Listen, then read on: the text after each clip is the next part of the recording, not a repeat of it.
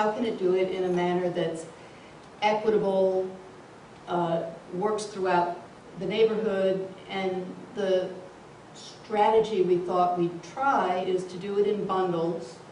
If the bundle works, to then do another bundle elsewhere in the neighborhood, and then another. So over time, you move all the way through. Hang on, Mark. Lola.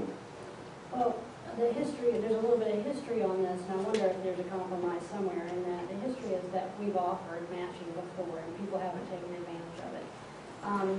People, no matter what, are not fixing their sidewalks, whatever the incentive might be. But with this bundling, it might be the new kind of angle into it that makes it easier. But I still feel like there may need to be a little bit of an enticement, and maybe it's not as much as you've set out there on the table right now. But I just know that historically, no matter what, with the idea that you could be punished, you don't do it. With the idea that you even are going to be given money, people haven't done it. Maybe this bundling and a combination of some sort of additional funds might make people do it. And because we all enjoy the sidewalks, as much as I hate to give something to somebody that should have done it on their own, it's still giving to me and my neighbors because we walk on the sidewalks and getting it done. So I don't know if there might be a compromise there. Okay, one second, Mark and Jimmy. Well, the only thing I want to add, and I don't know if this is the right answer, but the other way that neighborhoods have dealt with this is to have a CID, a community improvement district. I mean, Midtown has beautiful granite curbs throughout, and crosswalks and sidewalks, and that's all through the Midtown CID, I think. And a perimeter mall has something, or the perimeter area has something similar.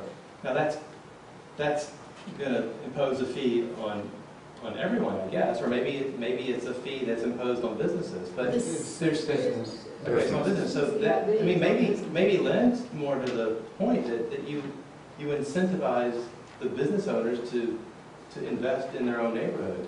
The CIDs are a self-taxing organization formed of businesses. In this neighborhood, the businesses tend to be the retail businesses along North Highland, a little bit on Virginia. They're not the residential businesses. But they could. Hang on one second, Jenny. I just want to say, I've grappled with this issue for a while. I agree with Pam 100%, and at the same time, I commend, and you have done so much work on this, and I think it is the public good, but I do think we have so many obligations before us. We have the mortgage on the park. We have so many other improvements that need to be done, and it is a slippery slope. I think that if we are to pay funds, I'm okay if we limit it to, express areas. Say Highland Avenue between X and X, where we have so many outside people coming in, and we want to promote the general good of the neighborhood. But, if we give this to everybody, where does it stop? How much does it end up costing us? And is that really our role? And that's, I agree with Pam. It's really difficult. Well, let's address those one at a time. Where it stops is that it moves around the neighborhood, so it's equitable over, 10 years. It moves around the neighborhood. Where it stops in any given year is within a bundle, because one of the problems with the previous programs is that people didn't have a reason to participate at any given moment in time, so they just never did it. So we want to give them a kind of a deadline together with a carrot to kick them over the edge and actually get the sidewalks repaired. Slippery slope, I don't think so.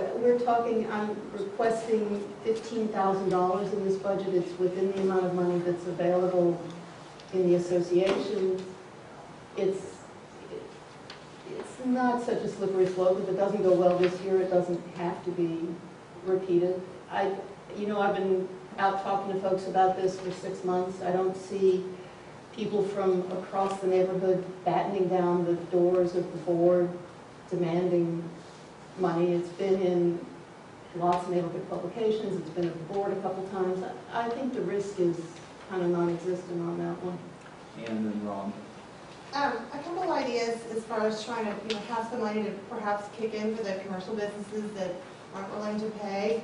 Perhaps we could pick out a few preferred contractors we could suggest everyone they use these contractors. In turn, they kick in money for these commercial properties that aren't willing to pay. If we funnel business to a couple of preferred contractors, I think we could also try to sweeten the carrot with some of these commercial properties. There, whether it's an apartment or a business, they're all trying to get, free press. Maybe we could do a great press release, heralding these great businesses for fixing your sidewalks, make Virginia-Highland a better neighborhood. They could put it on, Craigslist to give them something to really, a reason to do it other than we don't want to. I think that there's a couple of reasons that we might be able to kind of help, but I don't think paying for them when they don't want to pay is really the way to go. And I think even though you say it was just $15,000, like if you're talking about over the next 10 years, we're talking about $150,000, $200,000. When you really think about like that kind of money is all the proceeds from a summer fest. That, how many hours went in, with all the other obligations that we have, I think it really is a slippery slope to start getting into paying that kind of money. But I think it's a great idea to think about it, but I think we need to try to work with how can we make people, encourage them to pay what they want, and then to work a way to find, to perhaps help fund the people that aren't able to pay, but not kicking in VHCA funds. So, Rob. Yeah, I mean, I see the, what Pamela and what everyone's saying in terms of the slippery slope. I guess part of the way that I look at it is a couple things. You have been working massively hard on this. You're someone who's motivated to get some sidewalks fixed this year. Some other people in the past have tried to do the same and have had some successes. I sort of look at the public good argument, I think, is a really good one. And I mean, I look at the sidewalks and the little strip between the street and the sidewalk as it's part of parks.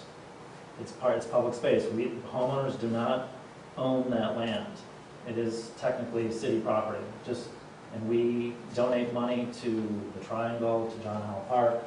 So I see it as that the slippery slope portion, I think, is offset by looking at it that way. You're not improving somebody's property, you're improving, I mean, just like people have houses that are on John Howell or on other parks and improvements are made. You're making improvement to a public space and we're helping to better the neighborhood and make the neighborhood safer. I'd like to agree with that, what you said. I mean, I think it also depends whether you walk around the neighborhood. I mean, maybe some of us walk and some of us don't, but to me, the value of having sidewalks in place is really high as compared to the use of some of the other facilities that we pay for. So I don't think I would be just very disappointed if we just let it go and it was the same 5 years from now as it always has been, just because of a principle of this slippery slope. I'm not expressing myself very well. I think if someone's gonna, make something happen, make a spark happen, let's get behind it. Nicole. I just had a question to also help put all this into perspective. The 15,000, and I'm sorry, I should have figured this out prior to coming. But what's that? What percentage is that of our total budget? Cost of printing the boards. It's about 5%, sort of. Yeah. Okay. Jack is saying it's about 5%. I just think a little that, more. Yeah, it's more like 7. Maybe 7, 7. 10. Yeah, something like that. Is 15 though based on those numbers of paying $2,000 for that, some of those commercial properties though? Is that, or is that, no, would that be? 15's based on, this list that I have is very preliminary. It's got a lot of corrections that have to come from the city, and then we have to decide, then I have to figure out who's actually going to participate out of these 44 or 46 properties, which will be higher or lower, depending reasonably enough on the degree to which VHCA decides to participate. So the 15,000's my estimate based on this kind of a cost split and a percentage of properties participating and a percent falling out, and the city cleaning up these numbers some so that they're correct. It's just not a final number yet. All in all, this is about, if all these properties got done, it's actually about a $60,000 contract that the city's putting out to get sidewalks done, of which, but I don't think we'll end up with everybody everybody participating, even if we make an offer to them, so. Peggy, when we met last week on this, when the budget committee met, there were some assumptions made because everybody was worried about the equity piece, and we didn't voice this, but we're also worried that your astonishing stamina and persistence may not be around for 10 years, not because you're going not because of your health, but because you might decide to quit casting your swirls before pines. But you revealed, what were the assumptions? There were some assumptions that were projected about percentage of people that might be likely to take up even such a golden offer as the one that, in my opinion, you're putting before them. And it was not, you were projecting not more than 50% acceptance or something like that of this. Is that what was, do I remember? We ran the numbers at about 60% acceptance, which would be extraordinary. If we got 60% of these people to actually write a check, I would be delighted. As I recall, based on, just for what, this is not apples and apples, and I'll get to you, I just recall that from previous examples when the association tried to do this and offered it sort of broadly, the acceptance rate was about less than 1 or 2%. It wasn't apples, it wasn't oranges. Part of what has made this offer more viable and attractive was the door-to-door attempt to persuade people, and that's gotten some buy-in. JD? I don't know whether this was legal or not, but a neighbor of mine, about less than a year ago, had the apron to his driveway and half of the sidewalk in front of his house done by the city. And he said how he did it was he paid the city for the material and they provided the labor. Is there a program like that? The city does the kind of sidewalks we're talking about at $3.90 a square foot.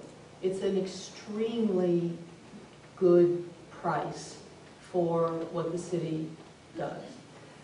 So, yes, he would have paid the city $3.90 a square foot to come out and done that for him. They provided all the labor. And that's what we're talking about doing. But because it's a bundle, the city doesn't actually have the capacity to do it themselves. So they would contract it out. But our cost, the homeowner cost or the property owner cost, I believe would be $3.90 a foot, which is going in a good value. Mm-hmm. Well, we all want good sidewalks, and there are some that are just awful on a number of streets. And the way it was presented, and I may not have been understanding, it just felt like it was too open-ended, that we needed some kind of a cap so that we know what we're going to spend, and we say that's what we want to spend, and that's all we're going to spend. You understand what I don't know whether that I'm off base, but anyway, we've talked about this a long time. I won't say anymore. So we do actually have a list of the properties that are potentially in the bundle.